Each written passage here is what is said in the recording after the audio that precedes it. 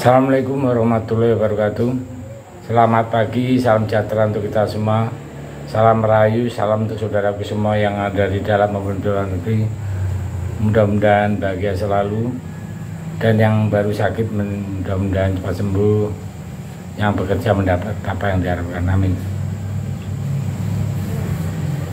Gibran Rakabumi telah menyatakan bahwa tidak ada lawan yang berat dan ditakuti saat debat Pilpres 2024 ke depan yang akan digelar pada Jumat tanggal 22 Desember tahun 2023, yang dia pikir bahwa kepercayaan diri sudah bagus, yaitu nggak masalah, itu kan namanya untuk memotivasi diri itu harus memang seperti itu. Dan saya juga sepakat dengan statement Gibran untuk menyatakan bahwa menjelang debat capres ke depan dirinya sudah melakukan persiapan, tapi di sisi lain Gibran juga nggak ngaca ya. Sikap sombongnya yang sudah sundul langit bisa saja bila dicocok-cocokkan secara paksa, pernyataan Gibran tersebut sebagai bentuk rasa kepercayaan diri, wujud optimisme menghadapi kewajiban yang harus dilalui. Namun walaupun begitu, kok ya masih terasa ada yang terlalu disembunyikan gitu ya. Karena apa? Karena kita sudah tahu ya, untuk mengukur dirinya kita sudah tahu. Yang lebih tidak etis lagi, pernyataan Gibran tersebut menunjukkan sama sekali tidak ada rasa hormat dan etika. Hal ini sangat tidak sinkron dengan gestur tubuhnya yang selalu membungkuk-bungkuk agar oleh masyarakat dianggap penuh etika. Padahal di sini bila kita berpikir pakai logika, akal sehat, dari awal Gibran sudah sering menampakkan etika yang buruk dirinya, bahkan etika secara moral atas pengkhianatan dirinya terhadap partai yang membesarkannya. Benar-benar tergambar dengan jelas, ditambah lagi lolosnya dirinya menjadi cawapres Prabowo yang menyalahi aturan dan etika hukum konstitusi. Siapapun pasti tahu bagaimana kapasitas dari seorang Caimin, mantan seorang menteri, mantan ketua MPR, dan saat ini menjabat pimpinan partai politik. Jadi masa ia tidak membuat orang sekelas Gibran sedikit khawatir apabila seorang Profesor Mahfud MD, dan sepertinya di sini tidak perlu kita jabarkan lagi ya siapa beliau. Rekam jejaknya begitu sangat mentereng, baik di legislatif, yudikatif maupun eksekutif.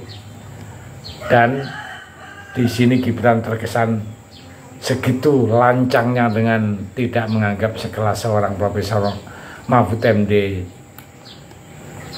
dengan kepercayaan diri. Ya boleh saja yang berani diri, tapi setidaknya percaya diri itu perlu dibarengi dengan kemampuan untuk bisa mengukur diri dan menunjukkan rasa yang respect. Ya. Memangnya modal apa yang dimiliki oleh seorang Gibran hingga seberani itu untuk menghadapi politisi sekelas Caimin dan bahkan seorang tokoh yang bergelar Profesor Mahfud MD. Kalau dilihat baik gestur, penataan omongan, Gibran itu sangat jauh dari kata yang standar seorang yang berpendidikan. Mungkin bagi orang Jawa di sini akan menganggap plegak-plegu itu cara bicara Gibran ini, dan saya yakin hal ini bisa menjadi makanan empuk bagi Caimin yang keahlian tata katanya dengan lawan-lawan bicara. Caimin itu punya kemampuan untuk mensekakmat dan tidak perlu dilakukan lagi. Di sini kemampuan Gibran ya, yang masih setipis tisu yang dibelah 7 pun sepertinya bukan halangan berat bagi orang dengan pengalaman dan profesionalisme seorang Mahfud MD. Bisa saja Gibran harus sering-sering cium tangan pada sosok satu ini. seorang cawapres karbitan tapi sombongnya selangit ya. Tapi ya mungkin wajar lah melihat siapa dan apa yang mungkin ada di belakangnya kan. Ya tidak salah bila dia sebegitu kelewat percaya diri, maka bisa dimanipulasi lah apabila cuman bocoran debat ke depan benar enggak atau gimana, ya itu kan cuman asumsi ya. Jadi pada prinsipnya kita semua akan melihat hari Jumat tanggal 22 malam ya, debat cawapres. Nah ini memang mau ditunggu-tunggu oleh masyarakat seluruh Indonesia, terutama penampilan Gibran, karena dari beberapa kali penampilannya dia tidak pernah mau hadir. Masyarakat berasumsi Gibran itu nggak berani menghadapi massa dalam arti untuk perdebatan ya. Nah, di kampus UMY kemarin nggak datang juga Muhammadiyah kan. Nah, dasar apa yang dipakai oleh Gibran? Kepercayaan diri yang over. Tapi itu juga penting ya kepada diri supaya tidak ada rasa was-was atau gimana. Tapi intinya kita nggak usah negatif thinking, kita nanti lihat di hari Jumat bagaimana pertunjukan wakil presiden nomor urut 02. Kalau bahasa guyonnya gini, kemarin bapaknya aja digilas, dibaca presnya kan bapaknya itu ya. Nah sekarang giliran Gibran sendiri.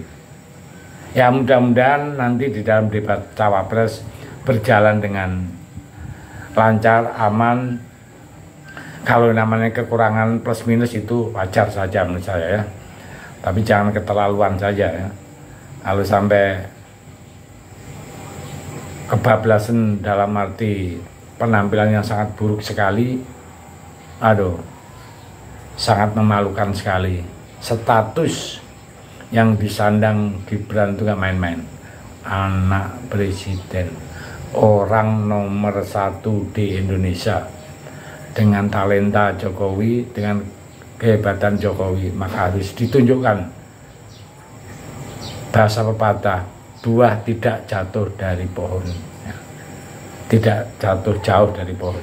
Ayo tunjukkan Mas Gibran. Oke, kita tunggu sama-sama penampilan Mas Gibran tanggal 22 nanti. Terima kasih. Merdeka.